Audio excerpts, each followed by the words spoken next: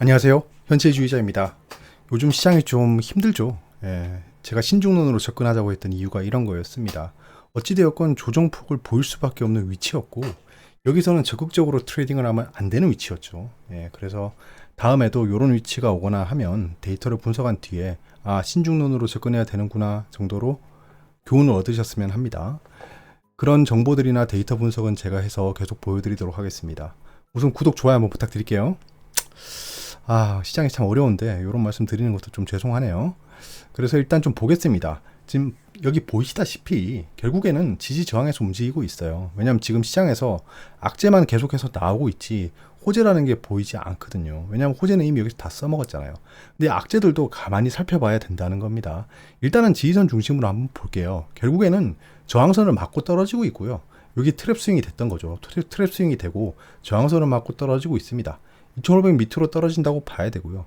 요걸 깨고 내려간다라고는 지금 현재 상상하기 힘듭니다. 그만한 악재는 없습니다. 그래서 2500을 깨고 내려간다는 가정은 지금 현재는 하지 않겠습니다. 2500 근처에 오면 그때 한번 판단해 보시죠. 왜냐하면 2500 밑에 여기 지지선으로 오면 여기서는 횡보를 할 거예요. 한동안 횡보를 할 거기 때문에 여기가 왔다고 해서 막 손절하고 다 떠나야 된다? 그건 아닌 것 같습니다. 어찌되었건 신중론으로 접근했던 타이밍이 이 타이밍이었는데 그때 만약에 비중을 줄였으면 줄였지 지금 와서는 줄이기 늦었다라는 겁니다. 줄여도 의미가 없는 타이밍이 왔다. 그래서 결국에는 추세를 봐야 되고 지지선을 지지하는지를 봐야 된다는 겁니다. 코스닥 같은 경우에는 지금 현재 결국에 에코프로에 연동이 되어 있는 지금 지수라서 뭐라 말씀드리긴 어렵습니다. 결국에 에코프로의 매동을 봐야 됩니다. 공매도 추이를 봐야 되고 에코프로가 무너지기 시작하면 이 코스닥도 무너지겠지만 그때 수급 이동이 일어날 겁니다. 그때 말씀드렸다시피 에코프로가 상승할 때 바이오가 하락하고 에코프로가 하락할 때 바이오가 상승하고 이런 모습 보셨죠? 그럼 바이오가 좋아서가 아닙니다. 여기는 코스닥의 비중에 대한 거고 대장주의 움직임을 따라가는 거죠. 그런 것들을 한번 계속 체크해 볼게요. 현재는 에코프로가 강한 타이밍입니다. 에코프로가 강하고 코스닥의 모든 돈을 에코프로가 빨아들이고 있다라는 겁니다. 추세는 여전히 상승 추세입니다. 지금 현재 힘들지만 이런 타이밍이 없었던 것도 아니에요. 보시면 계속해서 이렇게 조정을 보이면서 결국에는 점점 올라왔습니다. 아직은 상승 추세를 탈 수 있는 구간이고 그만한 악재는 없다라는 겁니다. 현재 미증시는 혼조세예요. 혼조세. 근데 여기서 보시다시피 필라델피아 반도체 지수가 좋습니다. 이번에 좋습니다. 그래서 결국엔 반도체는 좀 반등할 거예요. 내일 코스피는 나쁘지 않을 거다라는 게 좀 보여집니다. 지금 이유를 보면 미국 증시에서 US 스탁이 믹스드, 혼조세다라고 하고 있죠. 왜냐? 인베스터들이, 투자자들이 await 기다리고 있다고 하죠. 인플레이션 리포트를 기다리고 있답니다. 6월 달에 인플레이션 리포트를 기다리고 있어서 혼조세다라는 좀 결과론적인 분석을 하고 있습니다. 결국엔 그냥 현재 추세상, 기술적 분석상 조정을 보일 수밖에 없고 그 차트를 봤을 때 섣불리 투자하는 투자자들이 없다는 거고 그 차트와 기술적 분석 데이터를 봤을 때 프로그램으로 들어오는 자금이 없다라는 겁니다. 그래서 7월 FOMC 금리 인상 확률이 매우 높은 상황이죠. 현재 사실 뭐 금리 인상 몇 번 할 거라는 건 연초에도 있었어요. 근데 연초에 예상했던 금리 인상보다는 현재는 좋죠. 생각해보면 그래요. 이게 신선한 악재도 아니고요. 금리 인상은 있을 거다라는 게 있었는데 혹시나 금리 인하가 있는 게 아닐까 정도의 기대가 있었던 거예요. 그래서 별로 변화된 건 없고 지금 현재 타이밍, 기술적 분석상 좋지 않은 타이밍에 이런 얘기를 하니까 굉장히 악재로 받아들여지는 겁니다. 연속 위에 금리 인상 우려가 있다라는 거죠. 여기에 데이터가 좀 뒷받침하고 있는 거죠. 6월에 중국 소비자 물가, 생산자 물가 상승률이 예상보다 더 큰 폭으로 하락했어요.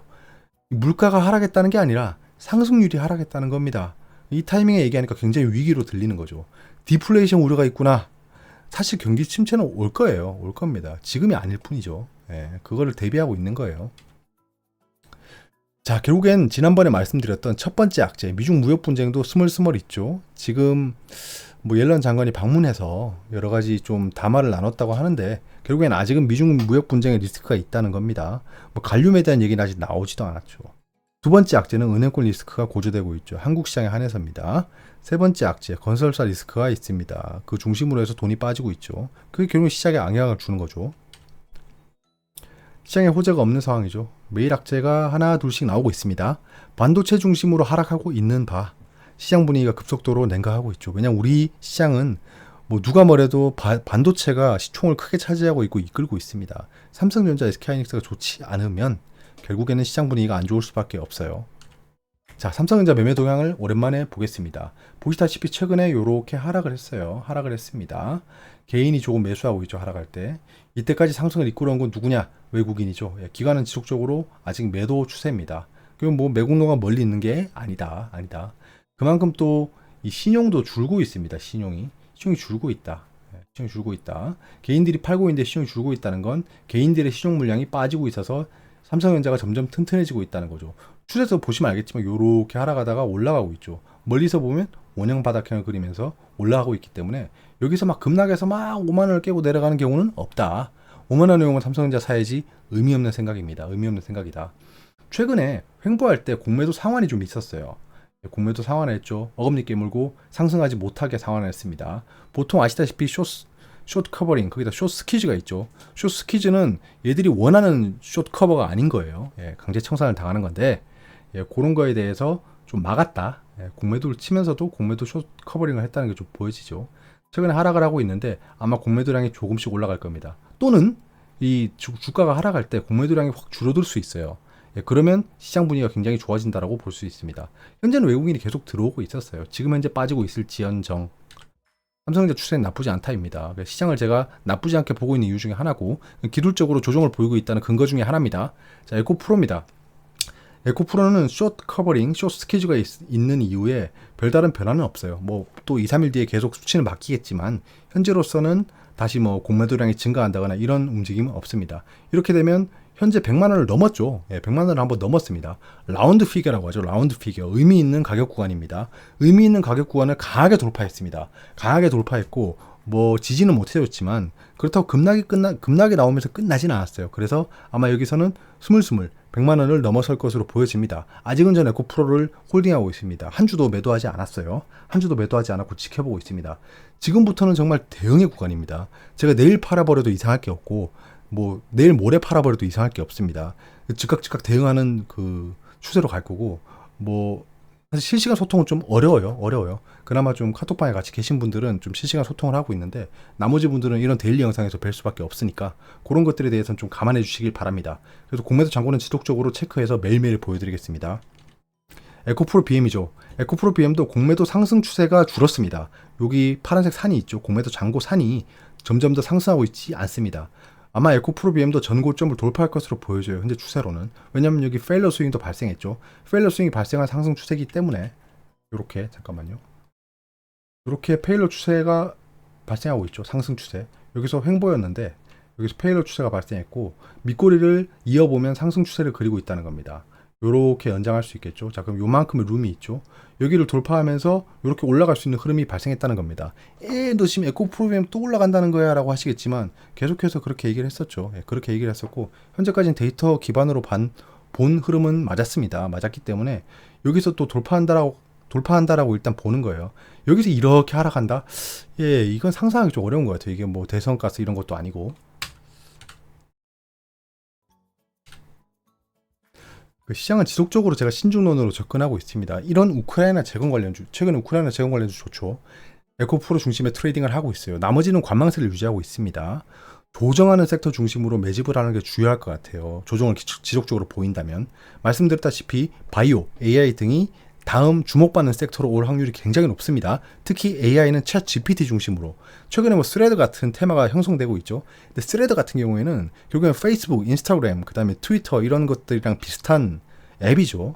그래서 결국엔 광고 중개업이 곽강을 받을 겁니다. 근데 우리나라는 광고 중개업이 별로 없어요. 없기 때문에 좀 조명받을 만한 종목은 보이지 않습니다. 나머지는 그냥 잔챙이들이에요. 잔챙이 작전주들로 보이기 때문에 스레드 관련주는 따라잡지 말자라는 말씀을 좀 드려보고 싶어요. 아니면 내가 정말 스레드 관련해서 종목들을 빠삭하게 알고 있어 라는 분들만 트레이딩을 했으면 합니다. 잘 모르겠는데 이게 뭐 스레드인가? 이게 스레드인가? 상승하니까 따라잡아야지. 안 됩니다. 지금 조정을 보이는 장세에서 개인 투자가 가장 조심해야 되는 게 그거예요. 이성을 잃고 따라잡기 시작합니다. 아이씨, 남들은 저렇게 올라가는데 나는 지금 종목들이 다 하락하고 있어. 하나라도 따라잡아야 돼. 상승하는 종목을 따라가자. 상따를 하자. 이런 생각을 하기 정말 십상인 구간입니다. 특히 초보 투자자들이 가장 실수하는 구간이 이런 구간이에요.